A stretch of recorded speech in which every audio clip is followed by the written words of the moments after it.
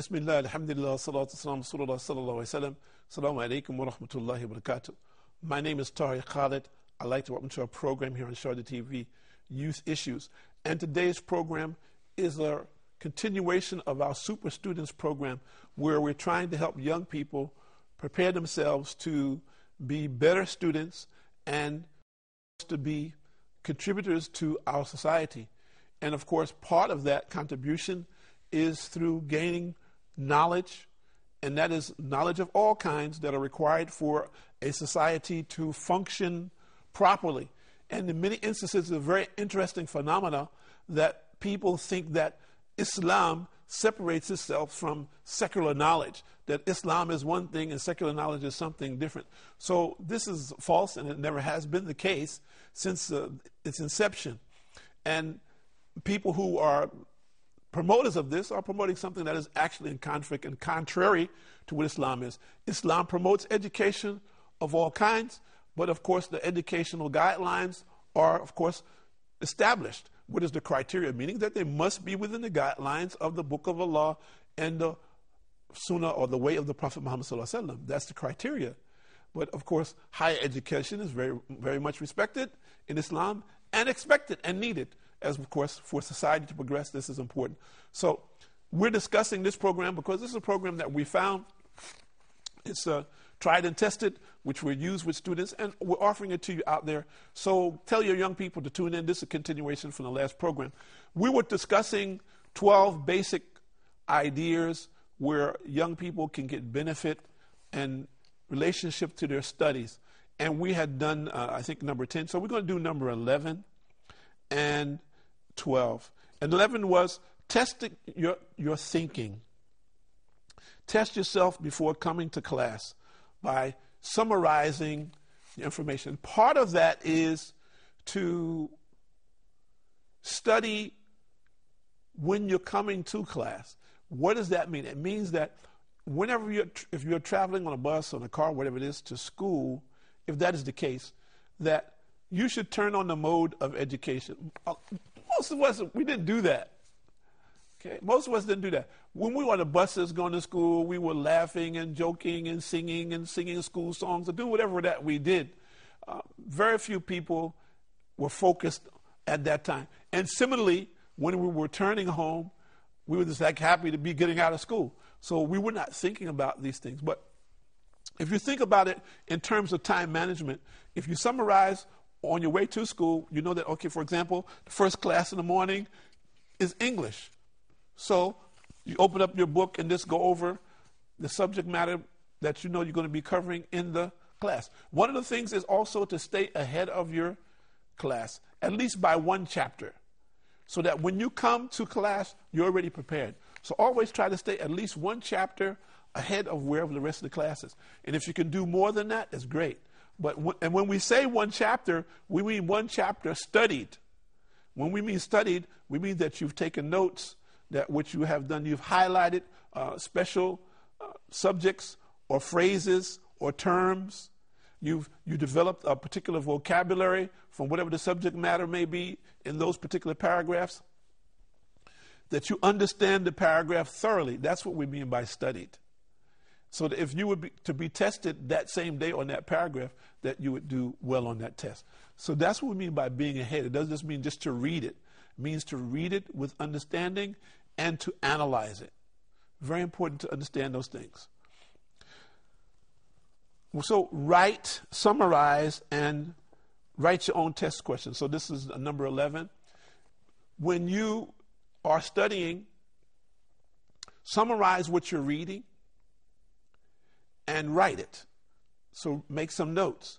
And then also have another list with questions and answer those questions. Okay, some books that you have questions in them with answers, so forth and so on. But write your own questions. After you summarize this, what questions would you ask? And then answer those questions. And use those questions later on to review when you have to take examinations. Because the way that you phrased it may sometimes come out exactly the way that the teacher phrases it. If you look in the textbook, some of the questions in the textbook, the teachers may take them and put them on a test, and exactly as they are, or some of them may change them into kind of tricky questions. And something that you may put, you may find that the teacher does exactly as you do. So make your own questions and answers. And finally, number 12, check your listening skills. Evaluate yourself. Do you really understand what's going on in the classroom? Are you aware and conscious of the terms? Where are you now? Are you lost in the sauce, as an example? If you're lost in the sauce, then you need to find out and get yourself together. And you need to get a tutor. You need to get someone to help you come up to snuff. So don't become one of those people who's lost and then continue to be lost. If you find that you don't understand something, then make sure before that class is over or at the end of the class that you understand it. If you still, after the class, don't understand, ask the teacher, can you see him after class because you still don't get it? Or see a tutor. Make sure that you don't allow yourself to keep continuing not to understand what's going on until you find yourself failing in the subject. Failing, there's a methodology to failing, just like there's a methodology to being successful. So we're not talking about failing, we're talking about the methodology of success. If you follow the methodology of success, then failing will not be an issue. So if we're paying attention, doing the things that we're doing, failing is not an option. Okay, we're going to talk about do's and don'ts. We have 10 do's and 10 don'ts. And hopefully we'll be able to finish this. If not, we'll go into one more program. And in the last program, we're going to talk about taking tests. Many people don't know how to take tests. But now we're going to do do's and don'ts. Do's, take notes in class, textbooks, and other sources. Use your textbooks and other sources. Take notes from other sources. Ask your teachers in particular classes if there are other books, internet, or whatever information that's available that you can gain more information about your subject matter so you can compile almost like your own book on a subject. Stay ahead of the assignments. We mentioned this. Stay at least one chapter ahead of the class. And that means one complete chapter, meaning doing all the work to be ahead so that you understand what's going on. Number 3, get help before you get in trouble. If you're not understanding, make sure that you, first of all, try to sit with the teacher to gain understanding. If you still don't do it, you're not getting it, then ask the teacher or teacher what it is that you should do. Seek tutoring services and become actively and try to find out the principle, the root cause of why you're not understanding. Number 4, study, study, study. Remember, going to school generally is your job. This is your job as a young person. You have a window there for going to school. Some young people are actually working and going to school, but if you're working and going to school, then you know the importance of education. And hopefully education will help you to move up in the workforce. But generally young people are just going to school. So that is your job. So look at, how am I going to get paid? Getting paid is to get an A. That's getting paid. When you go to work, nobody says, well, I want to make $1 an hour when you can make $50 an hour. No one's going to say that. I'm sad, no problem. I'm satisfied $1 an hour. But somebody says, man, but you're very bright and intelligent. You can make $50 an hour. So the same thing. When you look at school, look at it like this. I want an A. Give me the $50 an hour. Think like this. Think from this terminology. We're just making in dollars and cents so people can comprehend it. Whatever terminology that you may use and for money in your society, use that. Number 5, relate schoolwork to daily activities. Make scenarios. For example, whatever your subject may be, make a scenario out of it in relationship to what you're doing. For example, let's say you're doing mathematics. Depending on what level of mathematics you're on. Let's say this simple mathematics. Put yourself in a situation, let's say you're a store owner, you're a business owner, and you have customers coming in. You have to give them money. They're giving you money, and you have to give them change. So make scenarios.